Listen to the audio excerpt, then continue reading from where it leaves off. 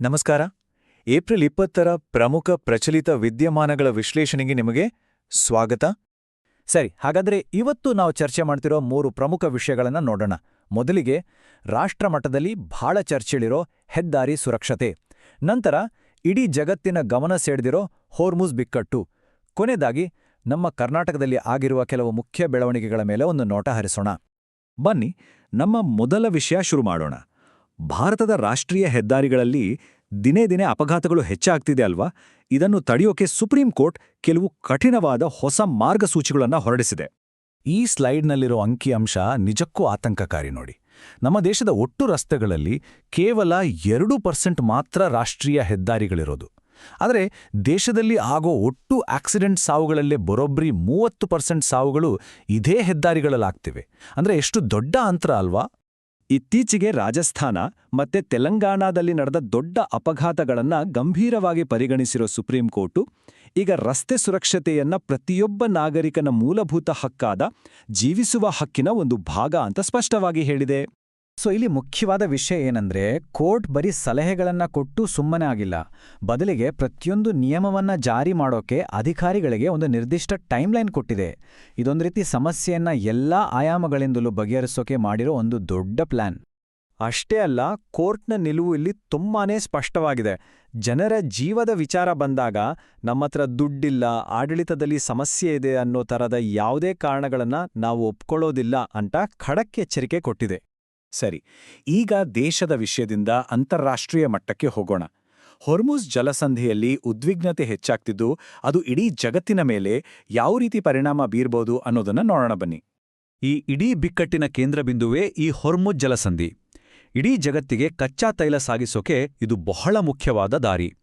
ಇಂಥ ಜಾಗದಲ್ಲೇ ಇರಾನ್ ಹಡಗುಗಳ ಸಂಚಾರದ ಮೇಲೆ ನಿರ್ಬಂಧ ಹಾಕಿರೋದ್ರಿಂದ ಜಾಗತಿಕವಾಗಿ ಕಚ್ಚಾ ತೈಲದ ಬೆಲೆ ಗಗನಕ್ಕೇರುವ ಭಯ ಶುರುವಾಗಿದೆ.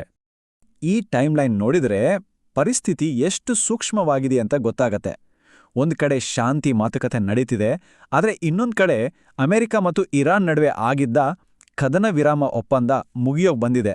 ಅಂದ್ರೆ ಮಾತುಕತೆಗಿರೋದು ಬಹಳ ಕಡಿಮೆ ಸಮಯ. ಪಾಕಿಸ್ತಾನದಲ್ಲಿ ನಡೀತಿರೋ ಈ ಮಾತುಕತೆಯಲ್ಲಿ ಅಮೆರಿಕದ ಅತ್ಯುನ್ನತ ಅಧಿಕಾರಿಗಳು ಭಾಗವಹಿಸಿದ್ದಾರೆ. ಇದು ಈ ಸನ್ನಿವೇಶ ಎಷ್ಟು ಗಂಭೀರವಾಗಿದೆ ಅನ್ನೋದನ್ನ ತೋರಿಸುತ್ತೆ. ಮಾತುಕತೆ ಒಂದ್ಕಡೆ ನಡೀತಿದ್ರೋ ಇರಾನ್ನ ರೆವಲ್ಯೂಷನರಿ ಗಾರ್ಡ್ ಕಾರ್ಪ್ಸ್ ಮಾತ್ರ ಒಂದು ನೇರ ಎಚ್ಚರಿಕೆಯನ್ನ ಕೊಟ್ಟಿದೆ. ಪರ್ಮಿಷನ್ ಇಲ್ಲದೆ ಬರೋ ಹಡಗುಗಳನ್ನ ಟಾರ್ಗೆಟ್ ಮಾಡ್ತೀವಿ ಅಂತ ಹೇಳಿದೆ. ಅಷ್ಟೇ ಅಲ್ಲ, ಈಗಾಗಲೇ ಭಾರತ, ಬೋಟ್ಸ್ವಾನಾ, ಅಂಗೋಲಾದ ಹಡಗುಗಳನ್ನ ವಾಪಸ್ ಕಳಿಸಿ ತನ್ನ ನಿಲುವೇನೋ ಅಂತ ತೋರಿಸ್ಕೊಟ್ಟಿದೆ. ಈಗ ನಮ್ಮ ಕರ್ನಾಟಕದ ಕಡೆಗೆ ಬರೋಣ. ನಮ್ಮ ರಾಜ್ಯದಲ್ಲಿ ಸಾಹಿತ್ಯ, ಶಿಕ್ಷಣ, ಆಡಳಿತ ನೀತಿ ಹಾಗೆ ಕ್ರೀಡಾ ಕ್ಷೇತ್ರದಲ್ಲಿ ಏನೆಲ್ಲ ಆಸಕ್ತಿಕರವಾದ ಬೆಳವಣಿಗೆಗಳಾಗ್ತಿವೆ ಅಂತ ಒಂದೊಂದಾಗಿ ನೋಡೋಣ. ಮೊದಲನೇದಾಗಿ ಸಾಹಿತ್ಯ ಕ್ಷೇತ್ರದಲ್ಲಿ ಒಂದು ಅದ್ಭುತ ಸಾಧನೆ. 12ನೇ ಶತಮಾನದ ವಚನ ಸಾಹಿತ್ಯ ಇದೆಯಲ್ಲ, ಸಮಾಜ ಸುಧಾರಣೆಯ ಸಂದೇಶ ಸಾರೋ ಆ ಅಮೂಲ್ಯ ಸಾಹಿತ್ಯವನ್ನ ಇಡೀ ಜಗತ್ತಿಗೆ ತಲುಪಿಸೋ ಒಂದು ದೊಡ್ಡ ಕೆಲಸ ನಡೀತಿದೆ. ಈ ಪ್ರಾಜೆಕ್ಟ್ನ ವ್ಯಾಪ್ತಿ ಎಷ್ಟಿದೆ ನೋಡಿ. ಸುಮಾರು 2500 ವಚನಗಳನ್ನ ನಮ್ಮ ದೇಶದ 28 ಭಾಷೆಗಳು, ಅಷ್ಟೇ ಅಲ್ಲ ಚೈನೀಸ್, ಜರ್ಮನ್, ನೇಪಾಳಿ ಸೇರಿದಂತೆ 9 ವಿದೇಶಿ ಭಾಷೆಗಳಿಗೂ ಅನುವಾದ ಮಾಡಲಾಗಿದೆ. ಇದು ನಿಜಕ್ಕೂ ದೊಡ್ಡ ಸಾಧನೆ. ಅಷ್ಟಕ್ಕೆ ನಿಂತಿಲ್ಲ, ಮುಂದಿನ ಗುರಿ ಇನ್ನೂ ದೊಡ್ಡದಿದೆ.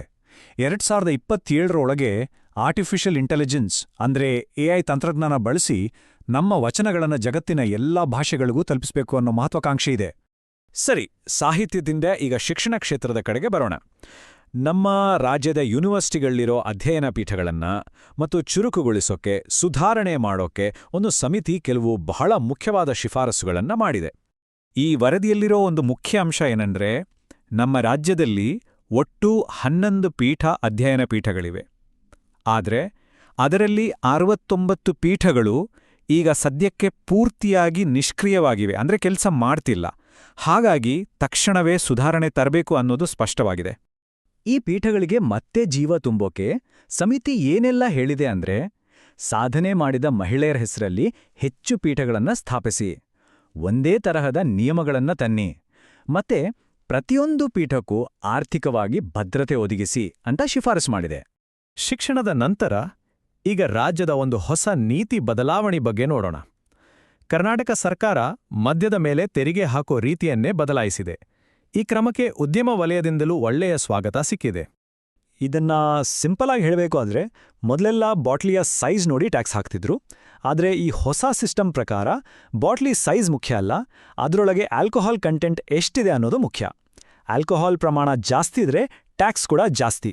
ಅಂದ್ಹಾಗೆ ನಮ್ಮ ದೇಶದಲ್ಲೇ ಈ ಥರದ ನೀತಿ ತಂದಿರೋದು ಇದೇ ಮೊದಲು, ಮತ್ತೆ ಇದು ವಿಶ್ವ ಆರೋಗ್ಯ ಸಂಸ್ಥೆಯ ಗೈಡ್ಲೈನ್ಸ್ಗೆ ಕೂಡ ಸರಿ ಹೊಂದುತ್ತೆ. ಸರಿ, ಕೊನೆಯದಾಗಿ ಕ್ರೀಡಾ ಕ್ಷೇತ್ರದ ಕಡೆ ಹೋಗೋಣ. ಇಲ್ಲಿ ನಮ್ಮ ಕರ್ನಾಟಕಕ್ಕೆ ಹೆಮ್ಮೆ ತಂದಿರೋ ಒಂದು ಗೆಲುವಿನ ಸುದ್ದಿ ಇದೆ.